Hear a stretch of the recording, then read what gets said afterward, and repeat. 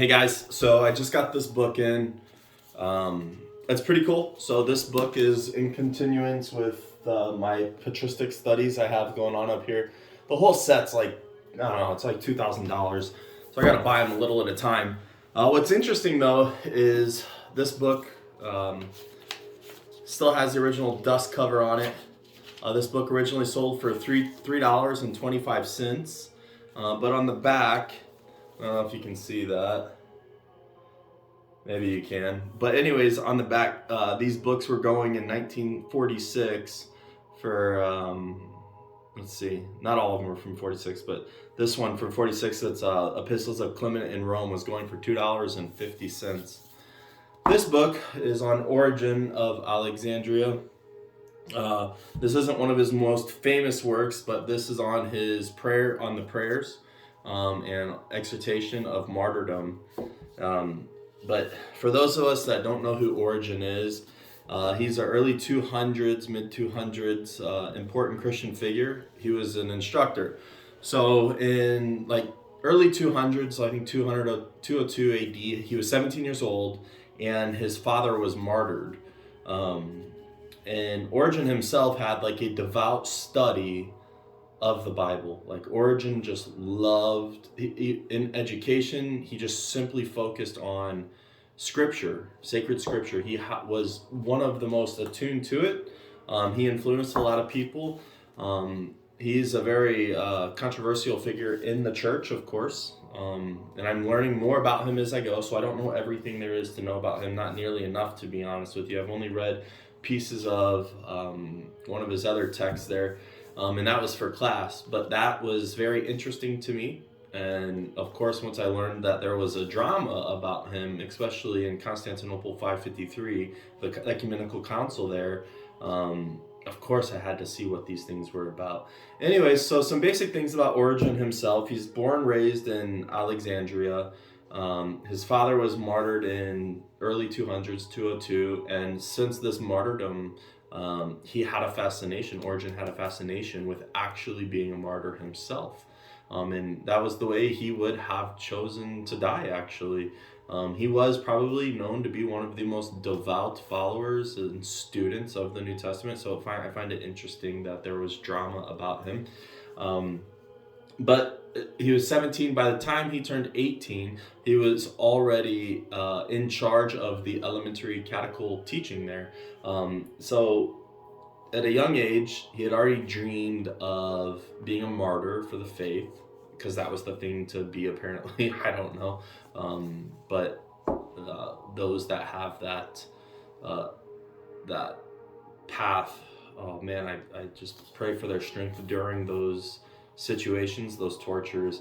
But anyway, so after that, around 215, he found it important that, so 202 AD, he was 17, father was martyred. A year later, he became an instructor in elementary catechetical setting.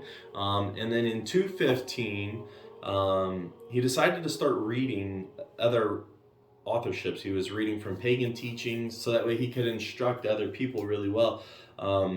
And it opened him up to a whole slew of information that he really wasn't exposed to. But anyways, after that, he was eventually became a full-blown teacher, essentially, and it's like I don't even know how to say it. Let's see if I can try it. Didalogos maybe. So if I'm saying it right, I'm gonna run with it. I like it anyways. So what I learned actually back then, there was a beef between priests, presbyters, and didalogoses. So didalogoses actually taught the faith, while priests were stuck to their ceremonies, which is both are very much needed. But there was definitely some pride checking going on, for it seemed to be, especially the bishop. I think his name was Demetrius. Bishop Demetrius was the bishop of Origen's diocese there. Anyways, with that drama, in like 230s, in the 230s, Origen actually was offered to go into the priesthood in Palestine, and he accepted it. By this time, Origen was already internationally famous throughout the Christian regions. He was traveling all over. He was going from, obviously this one came out of Armenia, but he was going for Rome, Palestine, Egypt, you name it, Antioch, Alexandria, where he's from, in Jerusalem. Anyways, so people actually desired for Origen as a Didalos to go and teach the faith, essentially, teach the theology, essentially, right? He wasn't performing as a priest; he was just teaching. And I guess this influence really stirred up beef between him and his own bishop, Bishop Demetrius. Anyways, when Bishop Demetrius found out another diocese offered priesthood to Origen, he got mad. So he got a synod together, and they actually expelled Origen from Alexandria. But Jerusalem and the bishops of Jerusalem and Caceres, I may be saying this wrong, and please leave down in the comments if you're watching this, or just give me a video message of how you guys would pronounce it. It would be great. It would help me out a lot. Anyways, they took him in. And when they took him in, he really started writing things. And anyways, in that writing, this is one of the things he wrote. He has a lot of writings, actually, but this one, it's pretty interesting. This one's pretty old. It's older of the collection that I have up there. Let's look at it. Ancient Christian Writers, Origen. It's his writings on prayers, and then his writings on Exhortation to Martyrdom. But let's look at it. So really old dust cover. You can tell. Let's just pull one of these down. Let's scoop this out. Maybe I'll grab this one. We'll see. There we go. So there's our differences. Same collection, just one's newer than the other. As far as just like print, anyways. So this one's clearly been printed in more recent time than this one. But this one is, who is this? Justin Martyr. I'll set that down for a minute. Anyways, so what I found interesting is I wanted to learn a little bit because my friend, I like him. His name is Deacon Bill. He's a deacon of my church, and then a new Catholic friend I've made is who I really wanted to mention. But I actually don't know his actual name. But we'll learn that when he gets back. He's currently out in Australia. But anyways, I was introduced to the drama, and I wanted to know and learn more about the drama. So little things that I found about the drama is, now mind you, Origen is probably one of the most influential figures of the early church by far, from what I can tell, and from people like even Tertullian, or not Tertullian, what was this guy's name? Anyways, there were some early church figures that really were influenced by Origen himself. But anyways, so things that I found so far controversial is he actually believed in the recycling of life, which was interesting for me to come across. So I don't know if this has anything on that subject, but I would really be interested in learning more about that. I think it was, I don't even know how to pronounce it, to be honest with you, maybe metaphysicosis, and that was the cycle of life. The other things he was also had teachings in, or collected the idea of, was that Satan will himself be saved, and this went against the powers back then in the Christian church, and these became problems for him. And in the Council of Constantinople in 553, it seems like there were some heavy hitters that were actually going against him. And of course, by then, he wasn't there to defend himself.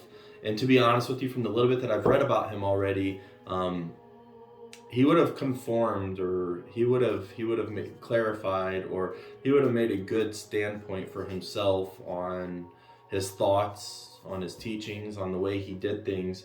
And I don't think he would have been such a problem if they would have addressed these things while he was still alive. Anyways, so as we know, this book is on prayers, his understanding of prayers, and then this book is on the martyrdom.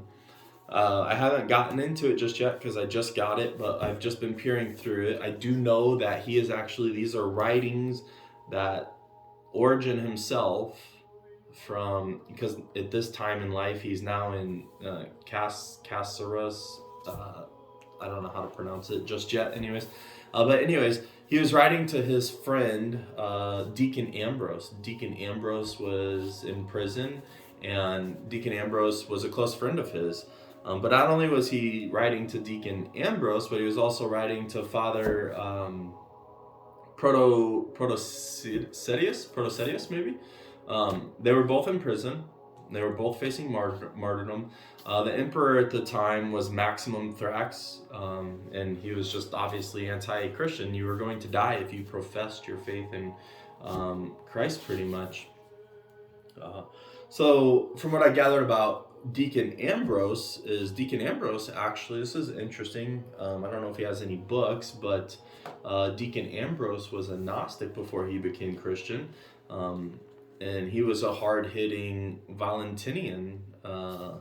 Valentinian was a Gnostic religion by Valentinus, and I'm sure I'm chopping all these names up. Don't hate me. But anyways, they are actually Gnostic teachings. There are scriptures that I have read of theirs before I myself have become Catholic. They're in the collection of Gnostic Bible, which is what I used before I became a Catholic. So that was interesting to see.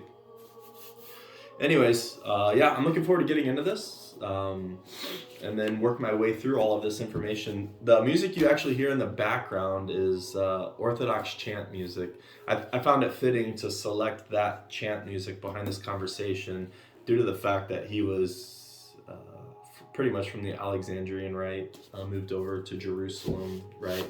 But yeah, I found it very fitting. I'm looking forward to getting into this. Once again, it's not one of his most known or most famous pieces, but this is a piece that contends with society. Some of the things that he talked about in the Martyrdom, he dealt with like demons, like pretty much demon cults, essentially. So cults, dealing with cult society. Martyrdom, of course, idolatry, and the apostasy. So I'm curious to see what he's got to say about the apostasy as well. And then he really, I actually just keep looking at this right here, to be honest with you, because I have some of these, and it's just, I'm so interested in getting some of these other ones, like Saint Prosper of Aquintine, the Call of Nations. I have Saint Irenaeus, the works of Saint Patrick and Saint Sucedanius' hymn on Saint Patrick, Saint Gregory of Nyssia. Anyways, but yeah, I'm excited to get into this. If you've already read this, I'd love to hear your thoughts. Thanks, guys. All right, bye. Have a good day.